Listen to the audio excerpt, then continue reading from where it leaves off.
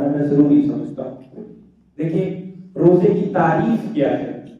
روزے کی تعریف یہ ہے الاجتناب من الاکل والشرب اور والجماع، یعنی کھانے پینے اور ازدواجی تعلقات سے رک جانا، اس کا نام روزہ ہے.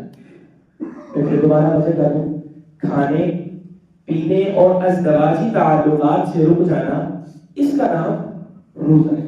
اب آپ سنتے جائیے اور میں آپ کو بتاتا جاؤں گا کہ کن سے روزہ ٹوٹتا ہے اور کن سے نہیں ٹوٹتا. فیصلہ آپ نے کرنا ہے کہ اس تعریف کے اوپر وہ چیزیں آتی ہیں یا نہیں آتی.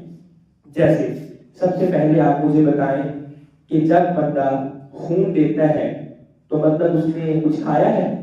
بولے نہیں کھایا، تو مطلب خون دینے سے بھی روزہ نہیں ٹوٹتا.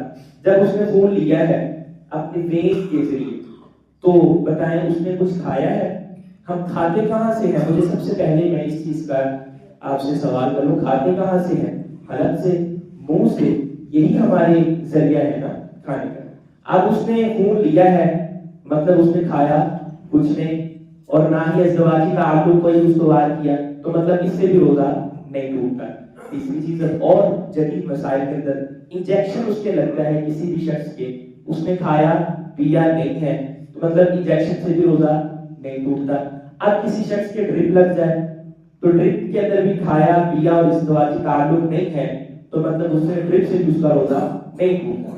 اب اور زیادہ آگے ہم چلتے ہیں، ہمارے دانت کے اندر کوئی کیڑا لگ جائے اور دن کے اندر ہم دوائی لینے کے لیے ڈاکٹر صاحب کے پاس چلے جائیں، کسی بھی BDS کے پاس، کسی بھی اسپیشلسٹ کے پاس.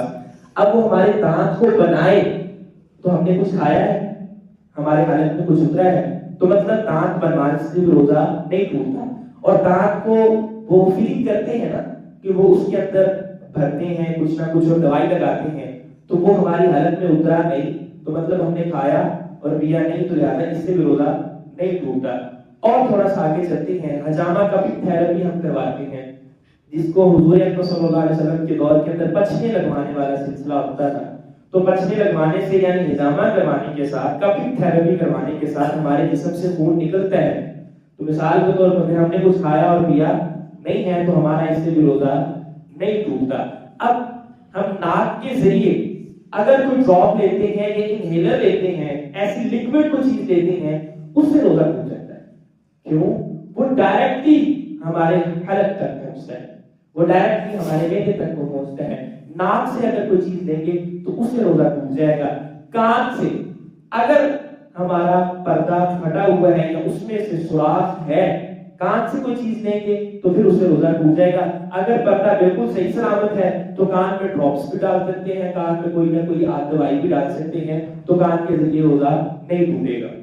اور ہمارے عام طور پر مشہور ہے کہ کہتے ہیں کہ سر میں تیل لگانے سے روزہ ٹوٹ جاتا ہے، تو ہم نے کھایا پیا اس میں کچھ بھی نہیں. اب جس طرح مرضی اثر کر جائے تو وہ ہمارے حلق کے ذریعے ہمارے معدے تک اس کا کوئی اثر نہیں پہنچتا، لہٰذا اس سے بھی روزہ نہیں ٹوٹے گا.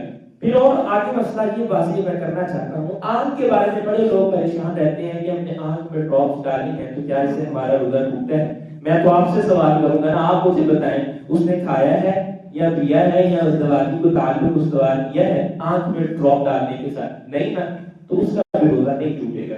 آپ حضرات سے صرف یہی بات واضح کرنا میں آپ کے لیے میں ضروری سمجھتا تھا کہ روزے کی تعریف ہی انسان کو سمجھا دیتی ہے کہ اس سے اس کا روزہ ٹوٹتا ہے یا نہیں ٹوٹتا. تو آپ کی آسانی کے طور پر یہ الفاظ جو ہے مزید آسان کر کے بتائے. اب آپ خود بخود اس چیز سے اندازہ لگاتے رہیں کہ اس سے روزہ میرا ٹوٹا ہے یا نہیں. اور میں ایک اور بات بھی کروں، ہمارے ساتھ کچھ مسلمان بھائی یہ بھی ہوتا ہے کہ خون نکلتا ہے، کوئی کسی کی انگلی میں کٹ آ گیا یا زیادہ کو خون نکل گیا کسی وجہ سے، یا پچھلے دنوں میں ایک مسئلہ آیا تھا کہ اس بھائی کی انگلی ہی کٹ گئی تھی تو کٹنے کی وجہ سے خون زیادہ نکلا تھا. تو اب آپ بتائیں اس سے روزہ ٹوٹتا ہے؟